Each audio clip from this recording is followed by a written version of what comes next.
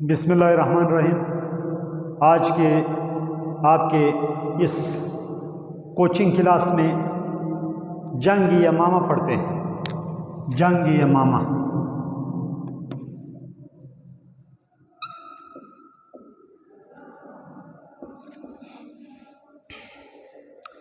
جنگ یمامہ کے حوالے سے آپ کو بتاتا چلوں، یہ وہ جنگ ہے جو تاریخ عرب میں، تاریخ اسلام میں نہیں بلکہ تاریخ عرب میں صحابہ کرام کے دور کی سب سے بڑی جنگ ہے، جس میں نہایت زیادہ کشت و خون ہوا۔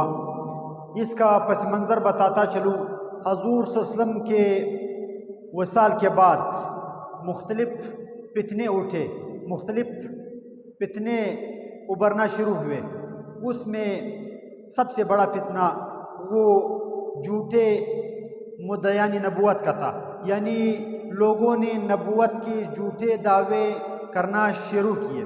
آپ کو بتاتا چلوں، حضور صلی اللہ علیہ وسلم فرماتے ہیں انا خاتم النبیین لا نبی بعدی، میں آخری نبی ہوں، میرے بعد کوئی نبی نہیں۔ اسی طرح قرآن عظیم الشان میں اللہ تعالیٰ نے حضور صلی اللہ علیہ وسلم کی ختم نبوت پر گواہی دیتے ہوئے فرمایا ہے، مفہوم اس کا یہ ہے کہ حضور صلی اللہ علیہ وسلم آپ کے درمیان کسی کے ابا نہیں، کسی کے والد نہیں،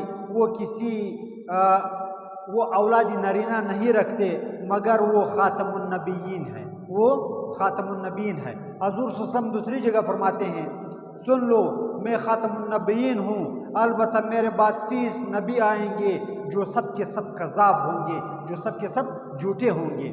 تو حضور صلی اللہ علیہ وسلم کے وصال کے بعد جن فتنوں نے سر اٹھایا، ان فتنوں میں سب سے بڑا فتنہ وہ جھوٹے مدعیان نبوت کا تھا، اور اس میں جو سب سے طاقتور فتنہ تھا، سب سے طاقتور جو جھوٹا نبی تھا، اس کا نام تھا مسیلمہ کذاب۔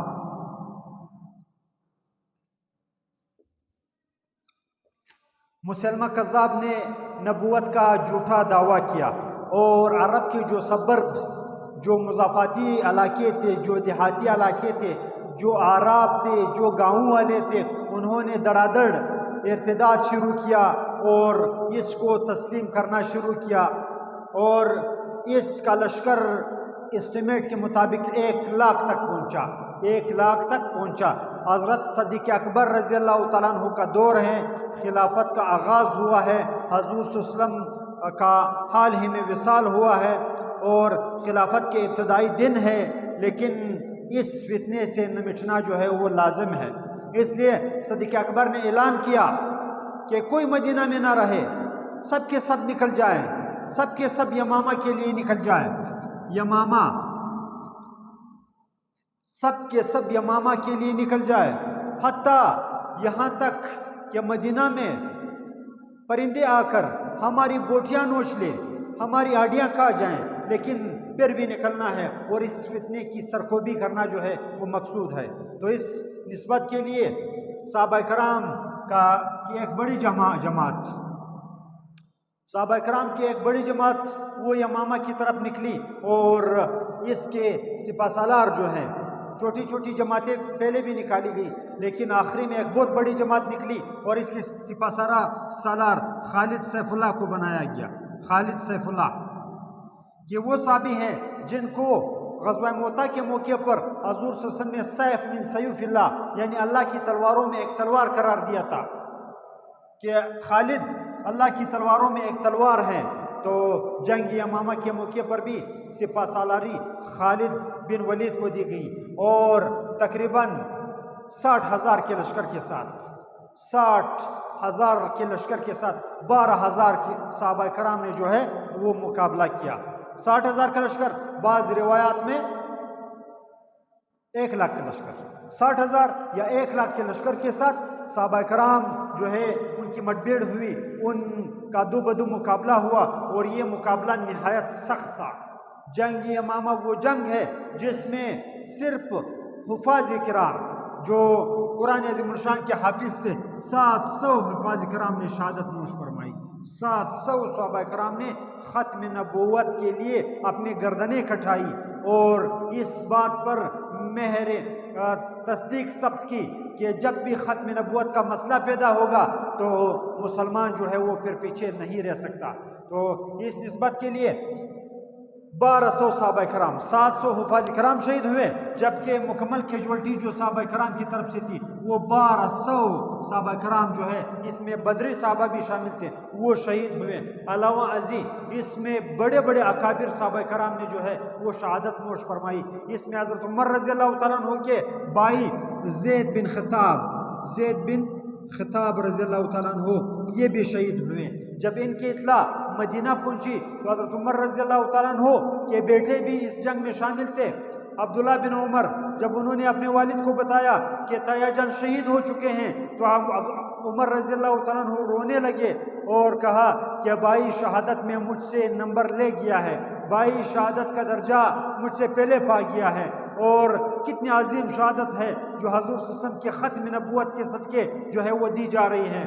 تو صدیق اکبر کو نہایت پریشر کرتے ہوئے صحابہ کرام نے، اکابر صحابہ کرام نے ان کو مدینہ میں روکا، ورنہ وہ بھی جو ہے وہ نکل رہے تھے، لیکن صحابہ کرام نے ایگزیکٹو کی ذمہ داری، صحابہ کرام نے مدینہ کے امیر کی ذمہ داری جو ہے، اسلامی اسٹیٹ کی ذمہ داری کہ آپ اسلامی اسٹیٹ کے ہیڈ ہو اس لیے آپ نہ نکلو، لیکن جب جو بھی نماز پڑھی جاتی تھی صدیق اکبر ان کی امامت کرتے اور اس کے بعد گھنٹوں گھنٹوں جو ہے وہ دعائیں کرتے اور روتے رہتے کہ یا اللہ اس لشکر کو جو ہے وہ فتح یاب کر، اور بالآخر مسلمانوں کا یہ لشکر فتح یاب ہوا اور 27,000، اس کیلکولیشن کو نوٹ کریں، 27,000 دائی ختم نبوت، یہ جو مدعی ختم نبوت ہے مسلمہ کذاب، اس کے حامی جو ہے وہ جہنم واصل ہوئے، وہ ہلاک ہوئے، اور 1200 مسلمانوں نے شہادت نوش کی۔ جب اپنی واضح شکست کو دیکھتے ہوئے مسلمہ ایک بڑے قلعے میں، جس کی لمبی لمبی بڑی بڑی اونچی اونچی دیواریں تھی، اس میں محصور ہو گئے اور دروازہ بند ہوا۔ جب گیٹ بند ہوا تو ایک صحابی نہایت جوش و جذبے سے صحابہ کرام سے کہنے لگے کہ مجھے کسی چادر میں ڈال کر اور جلا دے کر مجھے کیا کر لو، مجھے وہاں اندر پھینک دو تاکہ میں گیٹ کے کواڑ کھلوا سکوں، میں اس دروازے کے کواڑ، اس دروازے کے جو تالے ہیں یہ کھلوا سکوں۔ تو ایک مرتبہ ان کو پھینکا کیا، وہ نیچے گرے، زخمی ہوئے، لیکن دوبارہ اصرار کیا اور بالآخر ان کو اندر پھینکا گیا جولے کے ذریعے، اور انہوں نے بھاگ کر فوراً تلواروں کا حملہ ہوا۔ کس کی طرف سے؟ مسلمہ کذاب کے حامیوں کی طرف سے، لیکن انہوں نے بالآخر دروازے کے کواڑ جو ہے وہ کھول لیے اور مسلمانوں کی فوج اندر داخل ہوئی۔ مسلمہ کذاب کو کس نے ہلاک کیا؟ مسلمہ کذاب کو وحشی نے ہلاک کیا۔ وحشی نے وہ حربہ پھینکا، یہ وہ وحشی ہے جنہوں نے افضل المسلمین، جنہوں نے غزوہ احد میں مسلمانوں کے بہترین شخص کو، سید الشہداء حضرت حمزہ رضی اللہ تعالیٰ عنہ کو شہید کیا، لیکن فتح مکہ کے موقع پر اسلام لے آئے اور حضور صلی اللہ علیہ وسلم نے ان کو معاف کیا۔ اس موقع پر انہوں نے وعدہ کیا کہ میں نے اسلام میں سب سے افضل کو شہید کیا ہے، میں کفر میں سب سے گئے گزرے یعنی افضل کفار کے سب سے سرکردہ شخص کو قتل کروں گا، اسی طرح کبھی نہیں بیٹھوں گا جب تک میں نے یہ کفارہ ادا نہ کیا ہو۔ تو اس مسلمہ کذاب کو جہنم واصل کرتے ہوئے وحشی جو حضرت حمزہ رضی اللہ تعالیٰ عنہ کے قاتل ہے، بعد میں ایمان لے آئے، وحشی رضی اللہ تعالیٰ عنہ بنے، تو انہوں نے مسلمہ کذاب کو ہلاک کیا اور یہ جہنم واصل ہوا۔